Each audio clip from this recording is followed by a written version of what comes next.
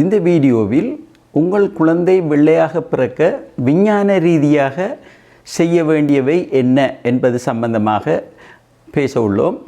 எங்கள் தோலின் நிறம் ஏற்கனவே ஜீன்ஸ்களில் நிர்ணயிக்கப்பட்டுள்ளது. தற்கால ஆராய்ச்சிகள் சில உணவுகளால் தோலில் உள்ள ரெட் மெலனின் அளவை அதிகரித்து கொள்ளலாம் என கண்டறிந்துள்ளனர். இந்த ரெட் மெலனின் அளவை அதிகரித்து கொள்வதனால் எங்களது தோல் வெண்மையுடையதாக மாறக்கூடிய வாய்ப்புகள் அதிகமாக உள்ளது. இந்த வீடியோவை முழுமையாக பார்த்து நன்மை அடையுங்கள். இந்த வீடியோவில் நாங்கள் கர்ப்ப காலத்தில் எவ்வாறு பராமரிக்கப்பட வேண்டும், தவிர்க்க வேண்டிய உணவுகள் என்ன, உண்ண வேண்டிய உணவுகள் எவை, குழந்தை வெள்ளையாக வருவதற்கு உண்ண வேண்டிய விசேடமான உணவுகள் என்ன, குழந்தை பிறந்தவுடன் ஆரம்ப காலத்தில் எவ்வகையான பராமரிப்புகள் செய்யப்பட வேண்டும் போன்ற முக்கியமான விடயங்கள் இதனுடன் இணைக்கப்பட்டுள்ளது. குழந்தை வெண்மையாக இருப்பதற்கு இவை மிக மிக முக்கியமாகும்.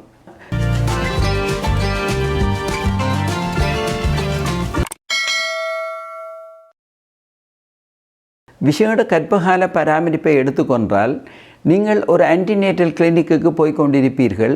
அக்கிளினிக்கு நீங்கள் தொடர்ச்சியாக சென்று அதில் செய்ய வேண்டிய இன்ஜெக்ஷன்ஸ்கள் கட்டாயம் போட வேண்டும். மற்றது அங்கே தரப்படும் விட்டமின்களை தொடர்ச்சியாக நீங்கள் பாவிக்கணும். ஃபுட் சப்ளிமெண்ட்ஸ் ஏதாவது தருவாங்க, அதிலையும் தொடர்ச்சியாக நீங்கள் பாவித்து கொண்டிருக்க வேண்டும். அங்கே டாக்டர்ஸ் தர இன்ஸ்ட்ரக்ஷன்ஸுகள், அடுத்தது மிட்வைஃப்கள் தர இன்ஸ்ட்ரக்ஷன்ஸுகளை 100% நீங்கள் ஃபாலோ பண்ண வேண்டும். மற்றது தண்ணி நீங்கள் கட்டாயம் ஒரு 3 லிட்டர் தண்ணி தினசரி நீங்கள் குடிக்க வேணும் இந்த கர்ப்ப காலத்தில். இவ்வாறு குடிப்பதனால் உங்கள் உடம்பில் உள்ள நச்சுத்தன்மையான பொருட்கள் எல்லாம் அகற்றப்படும். தினசரி குறைந்தது ஒரு 8 மணி நேரமாவது உங்களுக்கு பூர்ணமான நித்திரை இருக்க வேண்டும். அடுத்தது ஸ்ட்ரெஸ் எதுவும் இல்லாமல் உங்களோட வாழ்க்கை இருக்கணும். அடுத்தது குறைஞ்சது ஒரு 30 தொடக்கம் 45 நிமிடம் நீங்கள் ஒரு வாக்கிங் தினசரி ஒரு நடைப்பயிற்சிக்கு போயிட்டு வரக்கூடியவராக நீங்கள் இருத்தல் வேண்டும். இவை மிக மிக முக்கியம். பார்ப்போம் என்னென்ன உணவுகளை நாங்கள் தவிர்க்கணும், நீங்கள் மற்றது உண்ண வேண்டிய உணவுகள் என்ன என்பது சம்பந்தமாக பார்ப்போம். இப்போ நீங்கள் ஒரு பேலன்ஸ் டயட் ஒன்று தினசரி எடுக்கணும். அந்த டயட் உங்களுக்கு மாத்திரமல்ல, உங்கள் வயிற்றில் வளரும் அந்த குழந்தைக்கும் அவசியமானது. உங்களோட சாப்பாடு எல்லா கார்போஹைட்ரேட்டுகள், லிப்பிட்டுகள், மற்றது புரோட்டீன், விட்டமின்ஸ்கள், மினரல், தண்ணி ஆகிய 6 வகையான உணவு சேர்ந்ததாக இருக்க வேண்டும். மற்றது உங்களோட உணவுகளில் நீங்கள் கூடுதலாக ஃப்ரெஷ் வெஜிடபிள்ஸ் அநேகமான ஃப்ரூட்ஸ் வகைகளை சேர்த்துக்கொள்ளணும். மற்றது நீங்கள் தவிர்க்க வேண்டிய முக்கியமான உணவுகள் என்று நான் சொல்வது, நீங்கள் இந்த கொத்துரொட்டி, மற்றது இந்த ஜங்க் ஃபுட்ஸ் என்று இருக்கும் ஒவ்வொரு கடைகளில் வைக்கிற பேகர்ஸ், அந்த உணவுகளை முற்றாக நீங்கள் தடை செய்யணும். அடுத்தது உங்களோட உணவில் உப்பின் அளவை குறைக்க வேண்டும். அடுத்தது நீங்கள் ஒன்று சீனியின் அளவை மிகவும் குறைவாக கொண்டு வர வேண்டும். அதாவது நீங்கள் இந்த சோடா வகைகளோ அல்லது அந்த இனிப்பூட்டப்பட்ட அந்த ஜூஸ் வகைகள், ஃப்ரூட்ஸ் ஜூஸஸ், பல பொருட்கள் இருக்கின்றன, அவற்றை முற்றாக நிறுத்த வேண்டும். அடுத்தது இனிப்பான பொருட்களை நீங்கள் முற்றாக தவிர்த்து கொள்ள வேண்டும். வெள்ளை கோதுமை மாவினால் செய்யப்பட்ட உணவுகளாக காணப்படும் இந்த ஒயிட் பிரெட், மற்றது பேக்கரியில் செய்யப்பட்ட பொருட்களையும் நீங்கள் தவிர்த்து கொள்ளணும். சில டின்களில் அடைத்து வரும் உணவுப் பொருட்கள் உண்டு, அவற்றையும் நீங்கள் முற்றாக தடை செய்ய வேண்டும். அவற்றை உணவுக்கு சுவையூற்றத்துக்கு பயன்படுத்தப்படக்கூடிய கெமிக்கல் வகைகள், நிறமூற்றத்துக்குரிய கெமிக்கல் வகைகள், இவ்வாறான பொருட்கள், மற்றது சில நேரம் ப்ரிசர்வேட்டிவ்ஸாக இருக்கிற கெமிக்கல் வகைகளை நீங்கள் முற்றாக நிறுத்தணும். நான் சொல்ல போகிற விடயங்களுக்கு இந்த கெடுதியானவை. குழந்தை வெள்ளையாக வரத்துக்காக நாங்கள் உண்ண வேண்டிய உணவு வகைகள் என்னென்னு பார்ப்போம். அதுக்கு முக்கியமாக நீங்கள் ஆரஞ்சு கூடுதலாக சாப்பிடணும். ஏனென்னா ஆரஞ்சில் கூடுதலாக விட்டமின் சி இருக்குது. அதில் இருக்கிற அந்த விட்டமின் சி எங்களுக்கு தேவைப்படும் என்னென்னா அந்த குழந்தைக்கும் தாய்க்கும் அவங்களோட இந்த ஸ்கின் டோனை அதிகரிக்கிறதுக்கு இது மிக மிக அத்தியாவசியமானது. அடுத்தது ஆமண்ட் நட்ஸ் தினசரி அதில் அதிகமாக புரோட்டீன் காணப்படுகிறது, விட்டமின் இ இருக்குது, கால்சியம் இருக்குது, மெக்னீசியம் இருக்குது. அந்த குழந்தை வளர்ச்சிக்கு மிகவும் அவசியமானது. மற்றது இதில் இருக்கிற விட்டமின் இ அந்த குழந்தைகளுக்கு தோலை வெண்மையாக்குறதுக்கும் உங்களுக்கும் உதவியாக இருக்கும். குறைந்தது ஒரு நாளைக்கு நீங்கள் ஆமண்ட் நட்ஸ் ஒரு 4-5 தினசரி நீங்கள் சாப்பிட்டு வந்தால் மிகவும் நன்று. மற்றது கிரேப்ஸ் அல்லது கிரேப்ஸ் ஜூஸ் எடுத்துக்கொண்டா அது நல்லது. அதில் ஆல்ஃபா ஹைட்ராக்சி ஆசிட் இருக்குது, ஏஹெச் என்று நாங்கள் சொல்லுவோம். அது இந்த குழந்தையினுடைய தோலை வெள்ளையாக்குவதிலும் மற்றது உங்களுடைய தோலையும் வெள்ளையாக்குறதுக்கு உதவியாக இருக்கும் அது. ஆகவே அதையும் உங்களோட உணவுடன் சேர்த்துக்கொள்ளுங்கள். மற்றது தேங்காயை எடுத்துக்கொண்டால் தேங்காயில் இருக்கிற உள்ள தேங்காயை வெட்டி அதுக்கு உள்ளுக்கு இருக்கிற அந்த தண்ணியையும் குடிச்சு கொள்ளலாம் நீங்கள், அதில் பிரச்சனை இல்லை. மற்ற அதுக்கு உள்ளுக்கு இருக்கிற வழுக்கல்ன்னு சொல்லுவாங்க, கேர்னல்ன்னு நாங்கள் சொல்கிறேன், சாப்பிட்டு வர்றது நல்லம் அடிக்கடி. அது குழந்தைக்கு நல்லம், உங்களுக்கு நல்லம். அதில் அந்த ஃபெனல் சீட் நீங்கள் அதையும் சாப்பிட்டு வர்றது நல்லம். அதில் கூடுதலாக மற்றது அல்லது நீங்கள் அந்த ஃபெனல் சீட்ஸை எடுத்து தண்ணியில் ஊற வச்சு அதில் வந்திருக்கிற ஊறின தண்ணியை காலையில் குடிக்கலாம். மற்ற சீட்ஸை சும்மா சாப்பிடலாம். அந்த வெண்மையாகிற தன்மையை அதிகரிக்கப்படும். அடுத்தது நெய் எடுத்துக்கொண்ட வேண்டாம். நெய் சில ஆராய்ச்சிகள் மூலம் கண்டறிஞ்சிருக்கிறாங்க. உணவினுடன் இந்த நெய்யையும் நீங்கள் சேர்த்துக்கொண்டீங்களேன்னு சொன்னால் இது மிக நல்லது. இது எங்களோட தோலை வெண்மையாக்குறதுல மிகவும் உதவியாக இருக்கும். அடுத்தது பார்ப்போம். இந்த எல்லோராலும் பழைய காலத்திலிருந்து இன்று வரை அந்த பெரியவர்கள் வீட்டில் உள்ளவர்கள் எல்லாம் சொல்லுவார்கள், அந்த குங்குமப்பூ சஃப்ரான் அதை நீங்கள் மில்கோட சேர்த்து மிக்ஸ் பண்ணி சாப்பிட்டா குழந்தை இந்த வெள்ளையாக பிறக்கும்னு சொல்லுவாங்க. ஆனால் அதில் சில பிரச்சனைகள் இருக்குன்னு கண்டறியப்பட்டுள்ளது. இந்த நீங்கள் கர்ப்பவதியாகி 6 மாதம் வரையும் உள்ள காலத்துக்குள்ளுக்கு ஃபர்ஸ்ட் ட்ரைமெஸ்டர், செகண்ட் ட்ரைமெஸ்டர்னு சொல்லுவோம். அந்த காலப்பகுதியில் இந்த குங்குமப்பூ இல்லை உங்களோட உணவில் நீங்கள் சேர்த்துக்கொள்ளாமல் இருக்கிற நல்லம் அதை நேரடியாக மில்கில் போட்டும் குடிக்கப்படாது. அவ்வாறு செய்தால் அது கண்டறியப்பட்டுள்ளது மிஸ்கரேஜஸ், அதாவது அபோஷன் மாதிரி நடக்கிறதுக்குரிய வாய்ப்புகள் அதிகமாக இருக்கிறதால் குடிக்க வேண்டி ஏற்பட்டால் மிக குறைந்த அளவு பாலுடன் சேர்த்து நீங்கள் குடித்து மற்றாக்கள் திருப்திக்காக குடிக்கலாம். ஆனால் இதில் பெரிய பிரயோசனம் ஒன்று இல்லைன்ட்டு கண்டறிஞ்சிருக்கிறாங்க. அடுத்தது பார்ப்போம், முட்டையை பார்ப்போம்.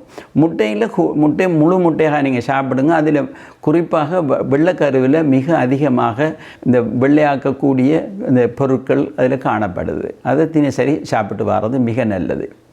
அடுத்த முக்கியமான பொருள் ஃபோலிக் ஆசிட் ரிச்சான சாப்பாடுகளை நாங்கள் சாப்பிட்றது. ஃபோலிக் ஆசிட் மிக கருவில் உள்ள குழந்தையின் மூளை வளர்ச்சிக்கு மிக முக்கியம்.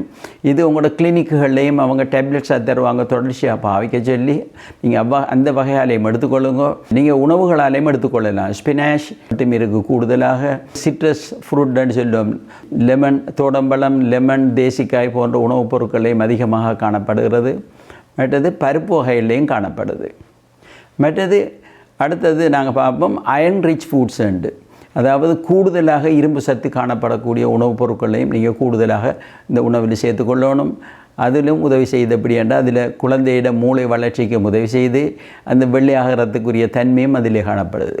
ஆகவே நீங்கள் அதுக்காக என்ன செய்யணும்னா கூடுதலாக க்ரீன் லீஃப் வெஜிடபிள்ஸ்களை கூடுதலாக சாப்பிடணும்.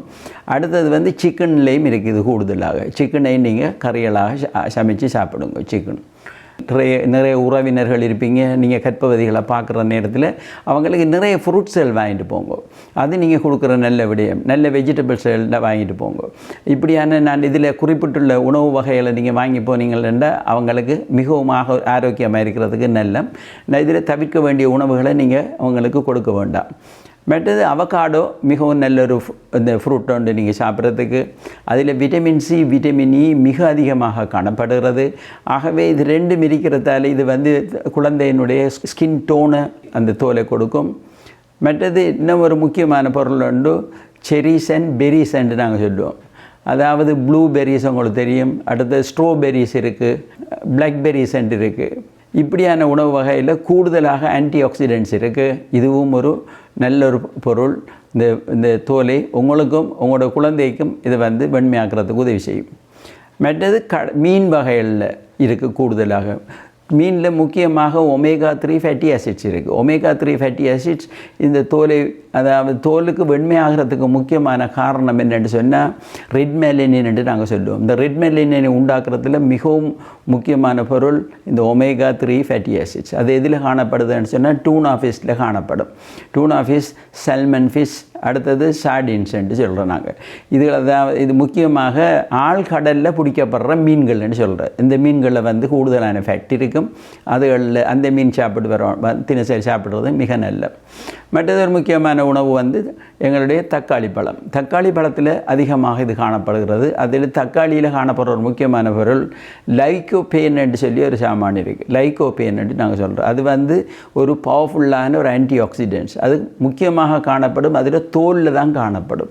ஆகவே தக்காளி பழத்தை நீங்கள் அப்படி ஃப்ரெஷ்ஷாகவே தோலோடைய சாப்பிட்டீங்களா இது எங்களோட தோலுக்கு கிடைக்கும்.